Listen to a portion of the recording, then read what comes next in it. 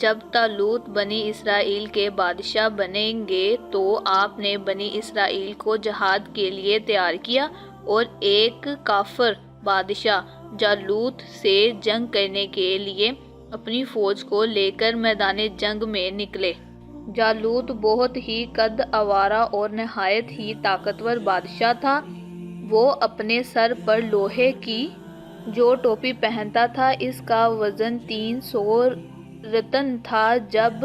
دونوں فوجیں میدان جنگ میں لڑائی کے لیے صف آرائی کر چکی تو حضرت طالوت نے اپنے لشکر میں یہ اعلان فرما دیا کہ جو شخص جالوت کو قتل کرے گا میں اپنی شہزادی کا نکاح اس کے ساتھ کر دوں گا اور اپنی آدھی سلطنت بھی اس کو عطا کر دوں گا۔ یہ فرمان شاہی سن کر حضرت داؤد علیہ السلام آگے بڑھے جو ابھی بہت ہی مکسن تھے اور بیماری سے چہرہ زرد ہو رہا تھا اور غربت مفلسی کا یہ عالم تھا کہ بکریاں چرا کر اس کی اجرائیت سے گزر بسر کرتے تھے۔ روایت ہے کہ جب حضرت داؤد علیہ السلام گھر سے جہاد کے لیے روانہ ہوئے تھے راستے میں ایک پتھر یہ بولا کہ اے حضرت داؤد علیہ السلام مجھے اٹھا لیجئے کیونکہ میں حضرت موسیٰ علیہ السلام کا پتھر ہوں۔ پھر دوسرے پتھر نے آپ کو پکار کر اے حضرت داؤد علیہ السلام مجھے اٹھا لیجئے کیونکہ میں حضرت ہارون علیہ السلام کا پتھر ہوں۔ اور پھر ایک تیسرے پتھر نے آپ کو پکار کر عرض کیا کہ اے حضرت داؤد علیہ السلام مجھے اٹھا لیجئے کیونکہ میں جالوت کا قاتل ہوں۔ آپ نے ان تینوں پتھروں کو اٹھا کر اپنے جولے میں رکھ لیا۔ جب جنگ شروع ہوئی تو حضرت داؤد علیہ السلام اپنی گھوپن لے کر صفوں سے آگے بڑھے اور جب جالوت پر آپ کی نظر پڑی تو آپ نے ان تینوں پتھروں کو اپنی گھوپن میں رکھ کر اور بسم اللہ پڑھ کر گھوپن سے تینوں پتھروں کو جالوت کے اوپر پھینکا اور یہ تینوں پتھر جا کر جالوت کی ناک اور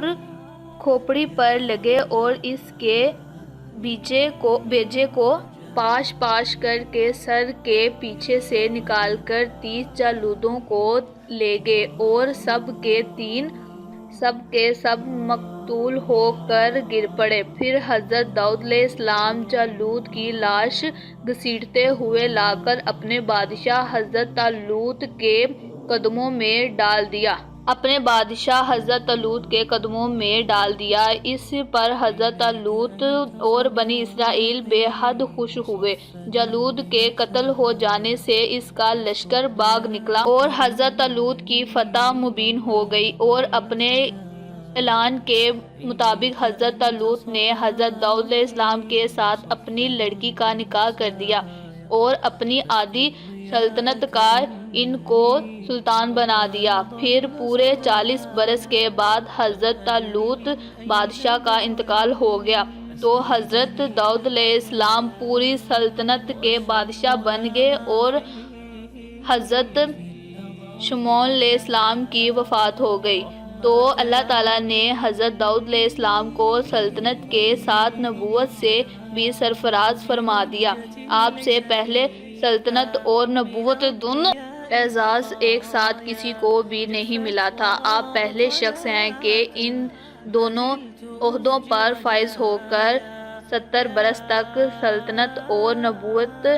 دونوں منصبوں کے فرائض پورے کرتے رہے اور پھر آپ کے بعد آپ کے فرزند حضرت سلیمان علیہ السلام کو بھی اللہ تعالیٰ نے سلطنت اور نبوت دونوں مرتبوں سے فراز فرمایا۔